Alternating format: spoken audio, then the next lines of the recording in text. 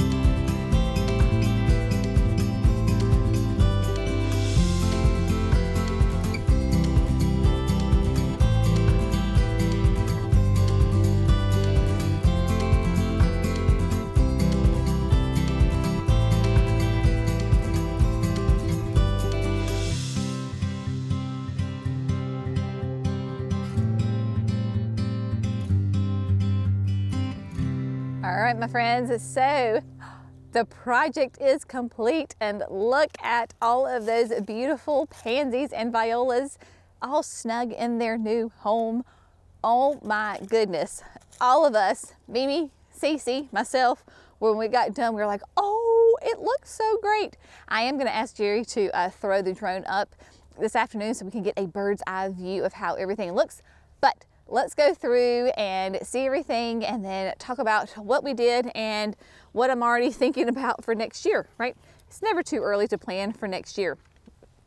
So, of course, they are all nice and planted. It is great just to see color, flowers in the garden. Yes, we had violas around the fountain, but it is so nice to get more color in here.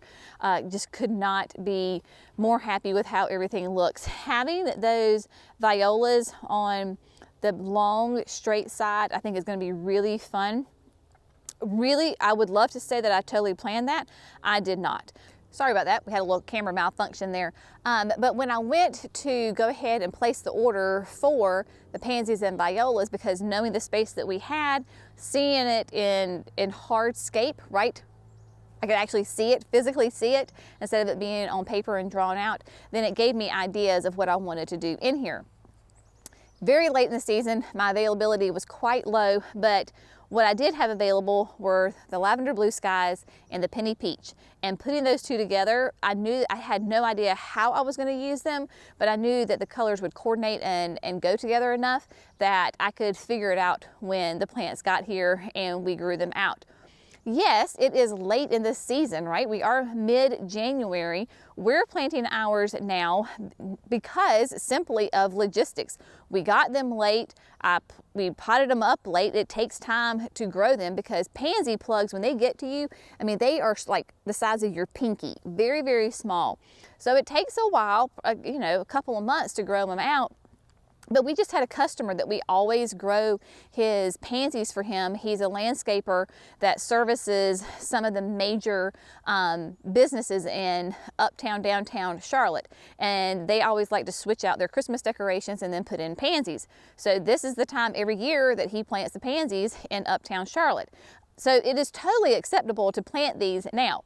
I just love all of their sweet little smiling faces looking at us. Keep in mind, right, the blank spots are where Miss Confection is going to be. She's already in the ground. Those beautiful tulips, Miss Confection will be, starts out as a soft yellow that turns to a creamy white and then a nice intense pink. So we've got lots of loads of color in both, you know, all the beds surrounding here. This is going to be a great fun spring.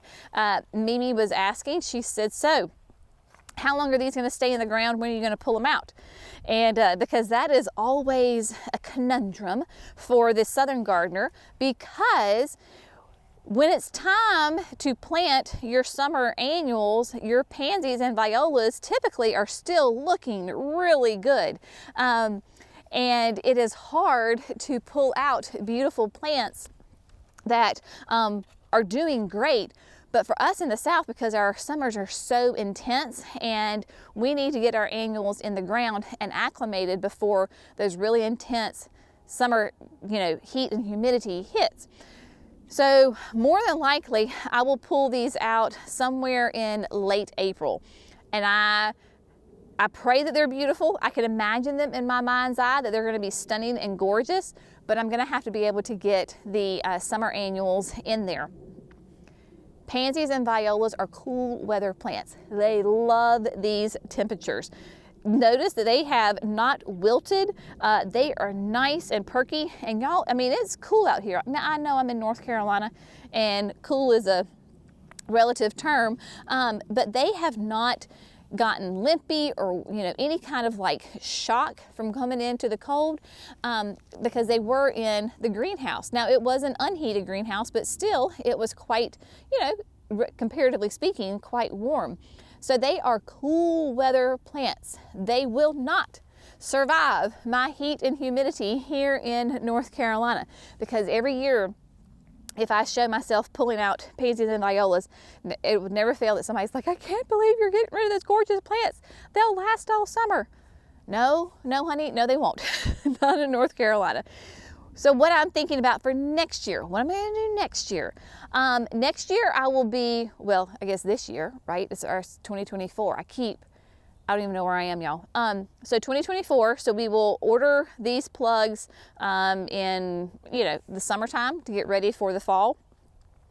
I will, of course, plan this much more methodically. Being in a brand new garden that is less than just a couple of months old, I'm still figuring things out and what I want to do.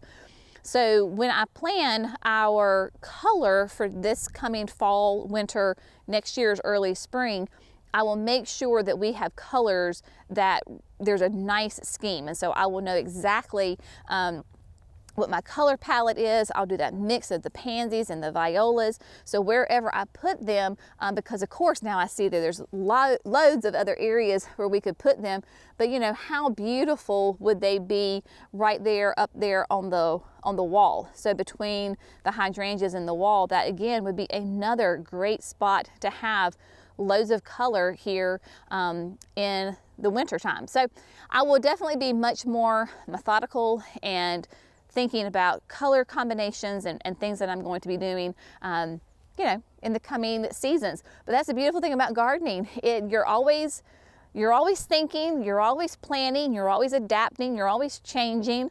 Certain things succeed and do great, and but then sometimes certain things don't do great. And you just adapt and you overcome and you just, you know, you change. So what we're going to do is like Jerry get the drone up, show you all these beautiful flowers, because tomorrow we've got a storm front coming through and we're supposed to get heavy downpours, 2 to 3 inches of rain. So unfortunately, I'm afraid that these current flower petals are going to be gone after a heavy downpour of 2 to 3 inches of rain. So we're going to document it while we can and enjoy it and know that, you know, they'll have flowers once again. But having Mimi and Cece here was massive. We could not have done it without the three of us. We finally got into a rhythm of me drilling the holes, Cece was moving them, and Mimi was coming in behind us and planting, and then we would get one bed, all the holes were dug, and then we would stop, get everybody planted, and we moved on to the next one. So it took us a minute to find our rhythm. As Mama said, she was like, well, we waited till the last bed to finally find the perfect system. And I was like, yeah, well, you know, that's how it is. But we got it done, and they look great, and I am just very, very excited. As always, we hope you have found this fun, informative, and inspirational. Y'all have a great day. We'll see you in the next video. Bye, friends.